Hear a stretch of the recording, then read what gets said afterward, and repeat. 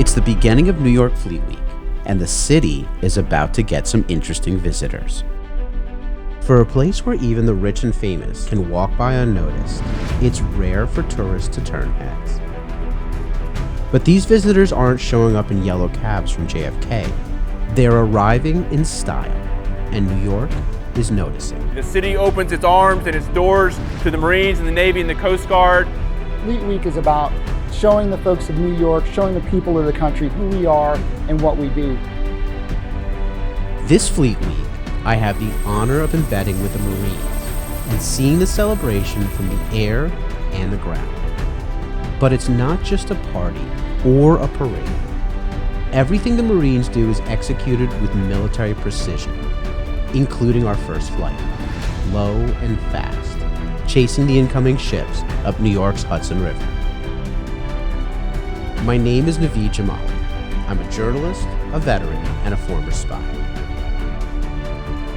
On Unconventional, it is my honor to witness the passing of the torch, to tell the stories of the young women and men who serve in a changing world, and a military balancing tradition and change.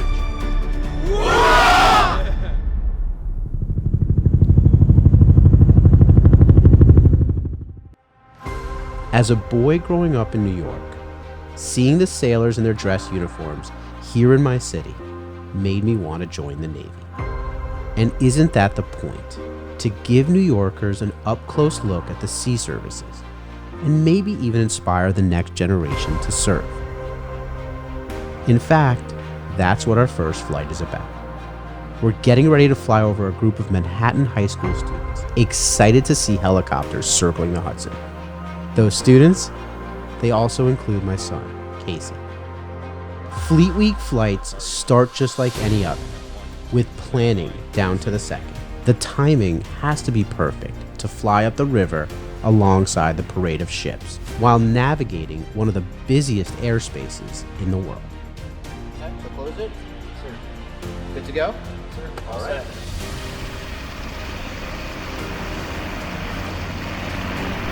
Red dog, ground control, copy. Nothing quite beats flying in a Huey with the doors open and a Cobra in tow. And the students sure seem to think so too. Oh my God.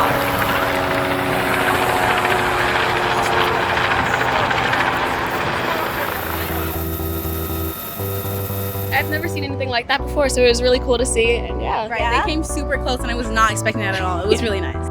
I've flown with a lot of Marines, but the Red Dogs are the unit I've spent the most time with. It's always an adventure with them, whether I'm watching live fire or combat training.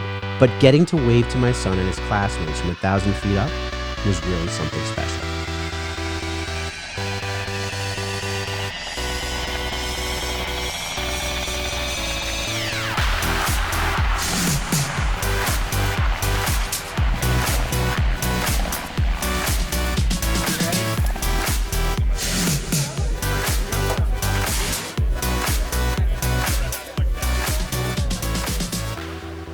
So, obviously you fly, you see people on the ground, but for Fleet Week, you actually get a chance to interact with them.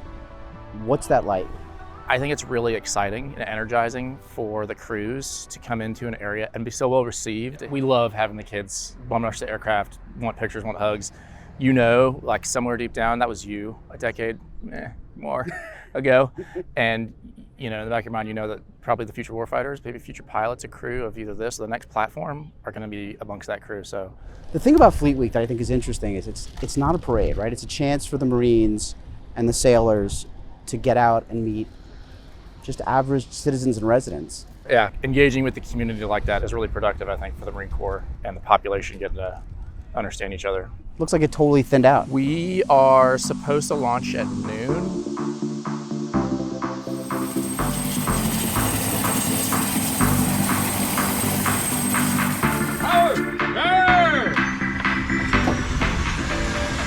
Appreciating service extends from cheering crowds in schoolyards to executives in the heart of the financial district.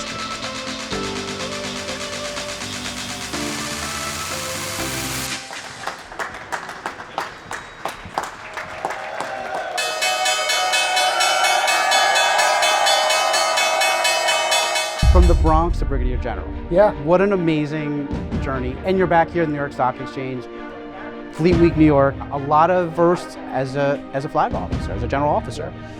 What does it feel to come back to New York after this amazing career? It's amazing. To come full circle, to be back in New York City, such a great and amazing city. It's just been eye-watering, right? And I think that's another benefit of being in the United States military, right? You never know where your travels are going to take you, but it always brings you back home, right? And you know, it's been really special for me. We're here in the Stock Exchange. We also had a chance to fly with some of the Marines at a joint base, McGuire-Dix Lakehurst. While they're here, while they're in their dress blues or deltas, the sailors are in their whites, there's still military that's doing real operational stuff.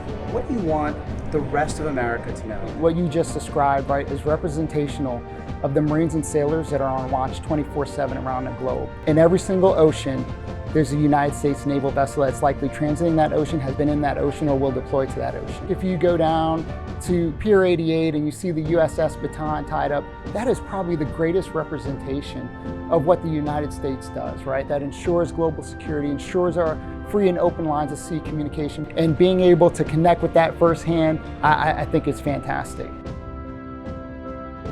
Back on the Baton, even though it's not an amphibious landing, the Marines are preparing to disembark with that same military precision. Nowhere else is Liberty the mission like it is in Fleet Week. And some advice I wish other tourists got to hear too. Have a good time. I want you to have a good time, but no public drunkenness. It's an unusual sight in Times Square. No Elmos or Batmans to be found. Instead, the crossroads of the world is teeming with Marines.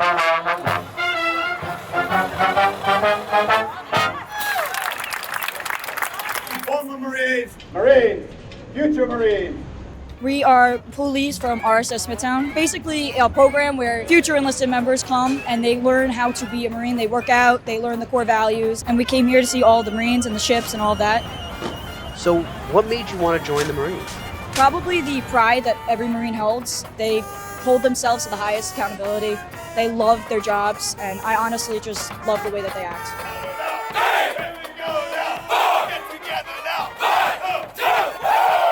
What strikes me through this entire week is the camaraderie between Marines, past, present, and future.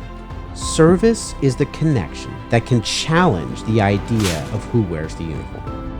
I was afraid to go Marine Corps a little bit, right? I mean, they had just lifted combat exclusion for the first time ever. Women could select Marine aviation. When I first took command, there hadn't been any females have command of an aviation unit in the Marine Corps. Actually, while I was on that Afghanistan deployment, they lifted Don't Ask, Don't Tell. And so when that changed, it was a hard thing for me to come out in the Marine Corps. But younger generations, they just don't care. It's not a thing to them. And so I thought, how can I walk the walk and show them that there is a place for them in this organization? And the only way I could do that would be, to come out and be respectful to my wife and our relationship.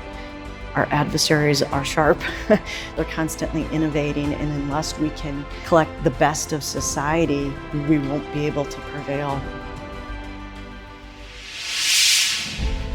After 2 days in the nimble Huey, I'm flying in something just a little bit bigger, the CH-53 Superstar.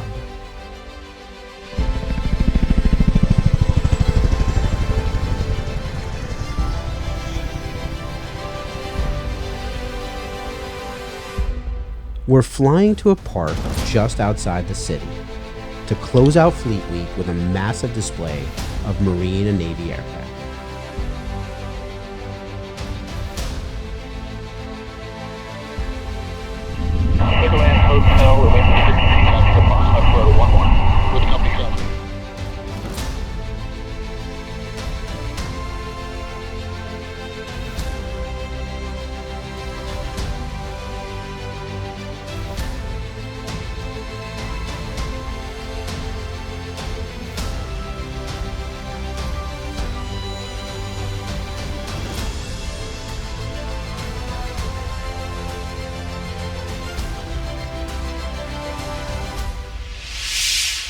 All right, so we see this beautiful bird. We saw the baton. We see all the Marine helicopters. Everything is clean. Young people climbing and getting a chance to experience them. But these are tools to defend the country. They're not here for just a parade or for a Memorial Day, and they have a real purpose. No, these are tools of war. And just a few short months ago, these birds were in harm's way. And the world's not getting any safer. So I think they all know now. Yeah. And they would gladly, if the nation needs them, they would gladly go. How proud are you of your sailors? Oh, I love them. I love them. If I could start all over, I would do it in a heartbeat. Hey, how's it going? It was great flying with you guys. Really enjoyed it. This is a fun thing. Does coming here for a public event, does that mean you take this flight any less seriously? Absolutely not, no. Prior to any aircraft going out, needs in-depth inspections a day or two prior of the entire aircraft in and out. The day of, you're doing another inspection quicker, but that's done by the crew chiefs. And then after the crew chiefs do their inspection, the pilots are gonna do their inspection. How old are you? 20. 20. Does it surprise people the amount of responsibility you as a 20-year-old have in terms of what you take care of with this aircraft? Yes, it's surprising to me still, and all the things that we have to do to make sure this thing's safe to fly. Thank you again. Of course, man. Feeling good. Last flight of Fleet Week. It's been a good ride. Really love riding with the Red Dogs. Always a good time. They always treat us right. So this is the best part of the job, without a doubt.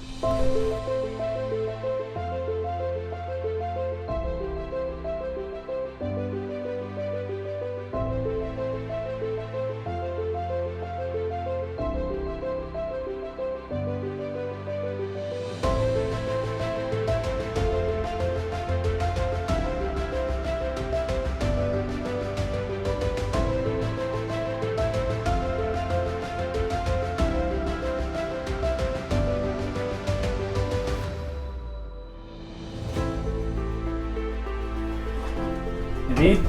Hey guys. I want to give this to you.